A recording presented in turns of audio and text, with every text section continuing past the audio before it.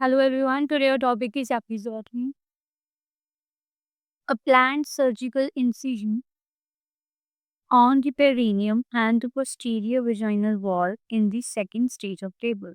Second stage of labor में posterior wall and perineum area पे एक surgical incision लगाया जाता है, उसे हम एपिजियोटमी कहते हैं। इसकी इंडिकेशंस एपिजियोटमी क्यों की जाती है?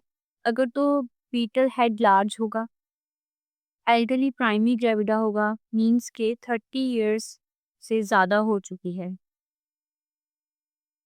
मदर की एज, तो उसे हम एल्डरली प्राइमरी ग्रेविडा कहते हैं। ठीक है, ब्रीच प्रेजेंटेशन में आपकी जियोटमी की ज़रूरत पड़ सकती है पोस्ट डिलीवरी में। ठीक है, एंड शोल्डर डिस्टोशिया। देन आती है टाइमिंग, कौन सी टाइम पे हम कट लगाएंगे? When the perineum is thinned and bulging with a peak of contraction just prior to crowning. During labour के क्या करते हैं हम, जब पेरिनियम एरिया पतला हो जाता है, थिंड मीन्स कि इतना पतला हो जाएगा कि हम कट लगा सकते हैं इजीली। जब वो थिक होगा तब हम कट नहीं लगाएंगे। जब पेरिनियम थिन होगा और बल्जिंग आउट करेगा, बल्ज करेगा proper with the head, fetal head के साथ में वहां पे बल्जिंग होगी पेरिनियम एरिया में। जब क्राउनिंग के थोड़ा टाइम पहले एक कॉन्ट्रैक्शन की पीक हिट करेगी, कॉन्ट्रैक्शन आएगी मदर को, उससे पहले हमें पता लग जाएगा कि पेरिनियम थिन हो रहा है और बल्ज आउट हो रहा है। ठीक है, देन कॉन्ट्रैक्शन की पीक आएगी, तब हम एपिजियोटमी परफॉर्म करेंगे। टाइमिंग आपको दोबारा बताती हूँ, जब पेरिनियन एरिया थिन होगा और बल्जिंग करेगा with the peak of contraction, crowning से जस्ट प्रायर, थोड़े सेकंड पहले ही क्राउनिंग से एक कॉन्ट्रैक्शन की पीक आएगी, तब आपको दिखेगा कि पेरिनियम थिन हो रहा है और बल्जिंग आउट है, तब आप एपिजियोटमी परफॉर्म करेंगे। देन आता है प्रोसीजर। प्रोसीजर में हम कौन कौन सी चीजें यूज करेंगे? Episiotomy scissor and 10 ml of 1% lidocaine. Suture क्या होगा?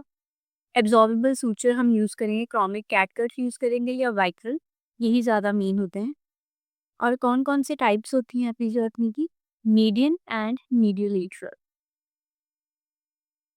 अब हम टाइप्स को एक्सप्लेन करेंगे। फर्स्ट हमने पढ़ा कि मीडियन। मीडियन में क्या आता है? जो फॉर्चेट पॉइंट होता है, फॉर्चेट पॉइंट हम यहाँ पे पढ़ेंगे कि आता है, ये चीज जो है आपकी, ये ये होता है फॉर्चेट पॉइंट।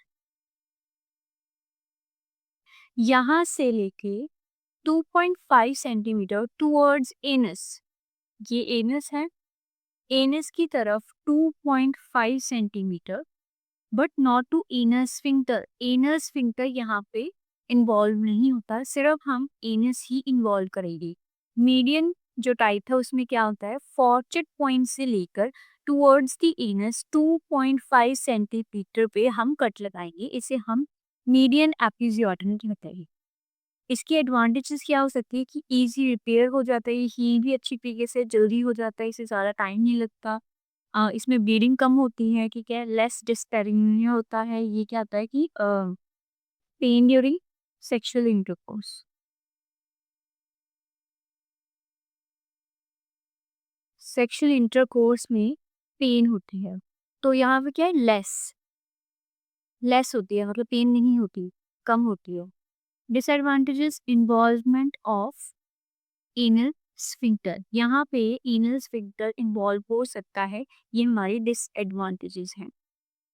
ठीक है, हमने इन्वॉल्व नहीं करना।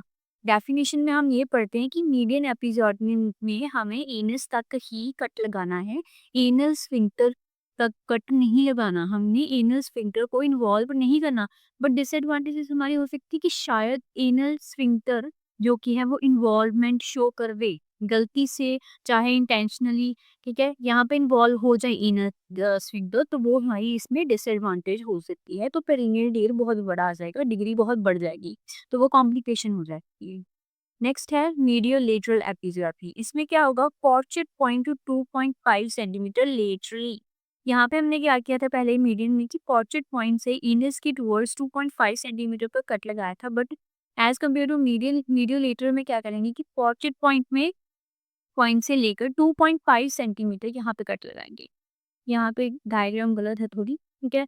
यहाँ से हम पोर्ट्रेट पॉइंट से लेकर 2.5 सेंटीमीटर पे यहाँ पे लेटरली कट लगाएँगे। इसे हम कहेंगे mediolateral episiotomy. Next advantages, not involves anal sphincter.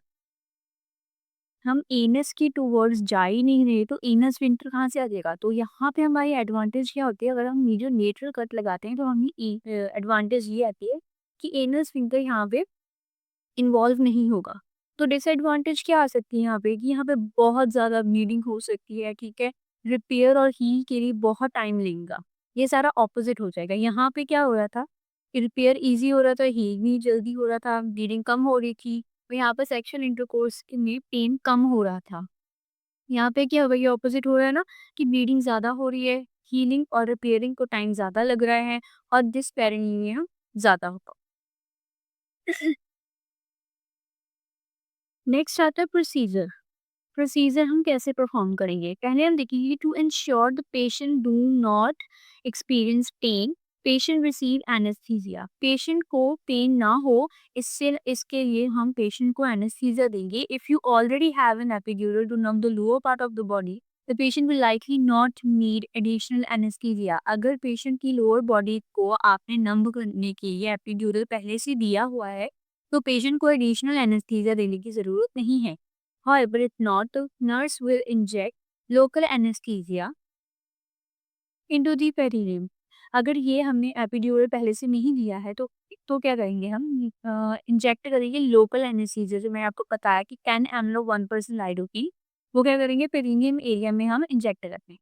ठीक है, फर्स्ट पॉइंट ये हो गया। सेकंड पॉइंट आता है when the babies head reaches the vaginal opening the crowning stage. जैसे मैंने आपको बताया कि था ना कि क्राउनिंग स्टेज से थोड़े सेकंड प्रायर, जस्ट प्रायर, तो वेजाइनल ओपनिंग में क्या होगा, बेबी का हेड रीच कर जाएगा।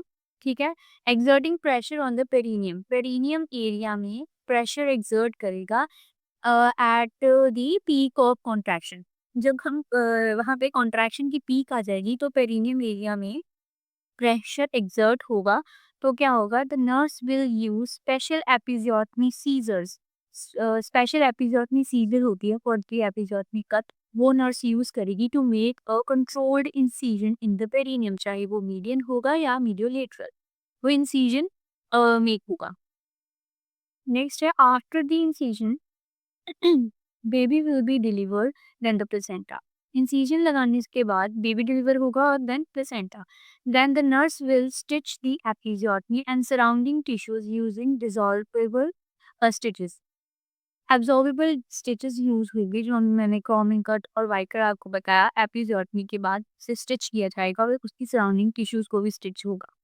Then assess the degree of tear. अगर टीयर हुआ है तो उसकी डिग्री को हमने असेस करना है एंड देखना है कि यहाँ पे कोई कॉम्प्लिकेशन तो नहीं हो रही। जी, नेक्स्ट आती है after care to relieve pain और डिस्कम्फर्ट। पेन और डिस्कम्फर्ट को रिलीव करने के लिए हमें एपिजर्मी के आफ्टर केयर क्या करनी है। Apply ice packs right after the birth. Birth के बाद आइस पैक्स का यूज हम कर सकते हैं। Using ice packs in the first 24 hours after birth decreases the swelling and helps with pen.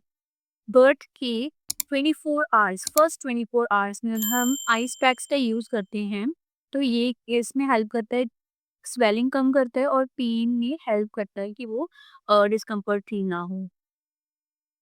Take warm baths but wait for 24 hours after you gave birth.